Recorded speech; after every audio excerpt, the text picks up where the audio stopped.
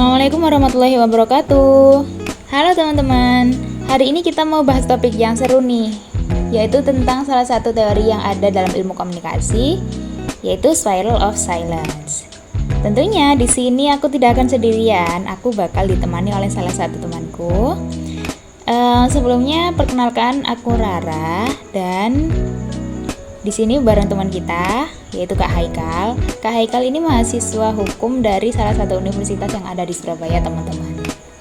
Oh iya, tapi apa sih hubungan dari hukum dan teori spiral of silence itu? Tentu berhubungan, teman-teman. Karena apa yang dibahas dalam konten kali ini yaitu membahas tentang keadilan dari kaum minoritas dan mayoritas. Maka itulah alasan aku kenapa mengambil dari mahasiswa hukum. Iya, terima kasih Kak Rara. Halo guys, halo everyone, halo semuanya. Perkenalkan, nama saya Haikal. Seru banget nih kayaknya nih ya, kita bisa ngobrol bareng-bareng gini. Oh pasti bakalan seru banget nih, apalagi konten kali ini kolaborasi gitu kan. Oke, langsung aja. Aku bakal masuk ke topiknya tentang spiral of silence ya teman-teman. Itu tuh kayak fenomena di mana orang itu cenderung diam aja kalau ada beda pendapat dengan mayoritas. Begitu bukan sih Kak Akel?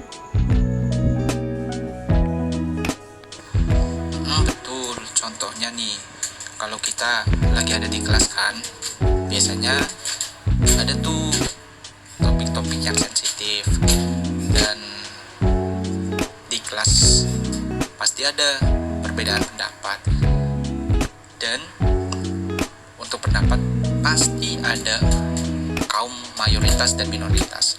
Nah, biasanya untuk yang kaum minoritas, mereka tuh ragu-ragu untuk mengeluarkan pendapat mereka karena mungkin udah ke distract itu sama pendapat-pendapat kaum-kaum yang mayoritas, seperti itu. Iya, padahal kalau dipikir-pikir tuh ya, bisa jadi pendapat dari yang minoritas itu punya insight atau pandangan yang berharga, yang berbeda, dan mungkin bisa menjadi solusi yang solutif untuk permasalahan yang ada di mayoritas tersebut gitu. Nah, benar banget tuh.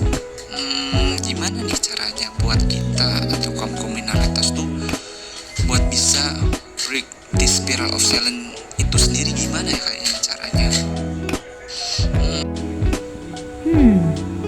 Pertanyaan menarik nih. Sebenarnya ada beberapa solusi untuk menyelesaikan permasalahan tersebut. Tapi kita di konten kali ini mengambil hanya 2 tips saja ya teman-teman.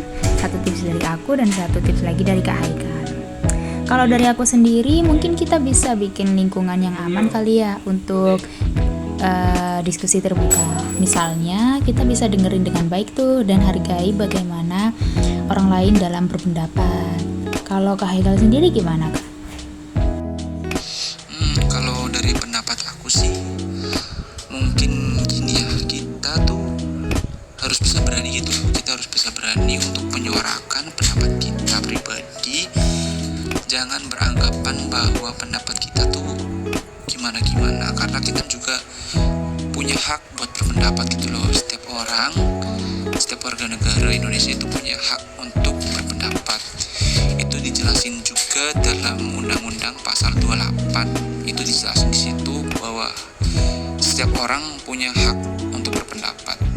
Nah, jadi kita harus berani, jangan takut-takut. Dan ada baiknya juga kita harus menghargai pendapat orang lain, dengan seakan-akan pendapat kita tuh yang paling benar, ya kan? Terus kita harus respect gitu loh sama orang-orang, jangan semuanya sendiri gitulah. Exactly.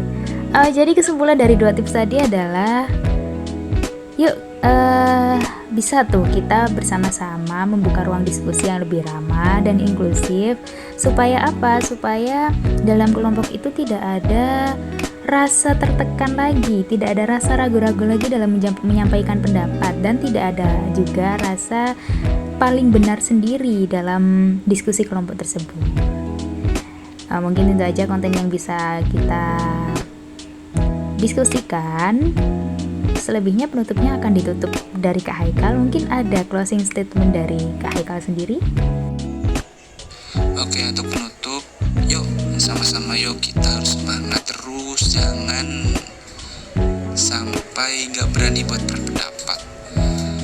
Tetap suarakan pendapat kita selagi itu baik buat kita, buat semua orang. Jangan pernah ragu-ragu untuk berpendapat. Terima kasih untuk meluangkan waktunya mendengarkan cerita ini. Jangan lupa untuk like, share, and subscribe ya guys. Dan tunggu juga kelanjutan cerita kita selanjutnya, konten-konten selanjutnya. Dan sampai jumpa. Terima kasih. Dadah. Assalamualaikum warahmatullahi wabarakatuh. Assalamualaikum.